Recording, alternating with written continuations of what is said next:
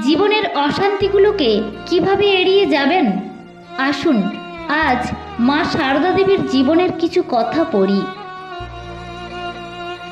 ধরুন আপনি কাউকে খুব মন দিয়ে কিছু বোঝাচ্ছেন, অথচ সে বুঝছে না, উল্টে আপনাকে ভুল বুঝে এমন কিছু কথা শুনিয়ে দিল যা আপনার প্রাপ্য ছিল না।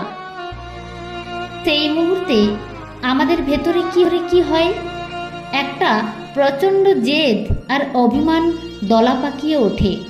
মনে হয় এখনই ওর একটা বিহিত করা দরকার, না হয় ভেতরে ভেতরে গুমরে মরি। এই যে অন্যের আচরণের চাবিকাঠি নিজের হাতে দিয়ে রাখা, এটাই আমাদের অশান্তির আসল কারণ। আমরা ভাবি প্রতিবাদ না করলে বোধহয় হেরে গেলাম, কিন্তু জেতার অন্য একটা ধরন আছে যা আমরা সচরাচর দেখি না। শ্রী সারদা দেবীর জীবনের দিকে তাকালে অলৌকিক কোনো ঘটনার চেয়ে তার এই অদ্ভুত থামতে পারার ক্ষমতাটা বেশি অবাক করে। জয়রামবাটির সেই ভাঙাচোরা সংসারে দিন রাত কত রকমের মানুষ আসত। কেউ খিটখিটে, কেউ স্বার্থপর, কেউ আবার ভীষণ অবুঝ। সারদা দেবী কিন্তু কাউকে পাল্টাতে যাননি বা নিজের যুক্তির খাঁচায় কাউকে বন্দি করতে যাননি।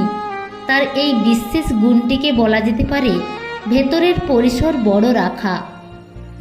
সাধারণত কেউ আমাদের আঘাত করলে আমাদের মনের জানলা দরজা সব বন্ধ হয়ে যায়। আমরা তখন শুধু নিজেকে নিয়েই ভাবি।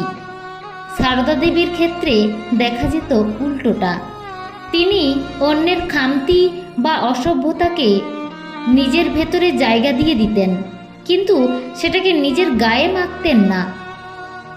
বিষয়টা অনেকটা এমন যে বিশাল দিঘির মতো একটা জায়গাতে তাদের ছোট্ট একটা ঢিল ছুড়লে কিছুক্ষণ ঢেউ খেলে ঠিকই, কিন্তু দিঘির গভীরতায় তার কোনো চিহ্নই থাকে না। আর আমরা ছোট বাটির মতো, সামান্য আঘাতেই আমাদের জল ছলকে পড়ে। আজকের দিনে আমাদের সবচেয়ে বেশি বড় সমস্যা হলো প্রতিক্রিয়া দেওয়া।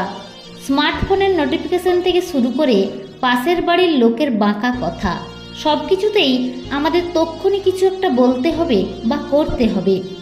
আমরা ভুলে যাই যে সব কথার উত্তর দিতে নেই। সারদা দেবী শিখিয়েছিলেন মানুষের ব্যবহারকে ব্যক্তিগতভাবে না নিয়ে সেটাকে একটা পরিস্থিতি হিসেবে দেখতে। কেউ খারাপ ব্যবহার করছে মানে যে সে ভালো নয়, এই বোধটুকু থাকলে আর রাগ হয় না, বরং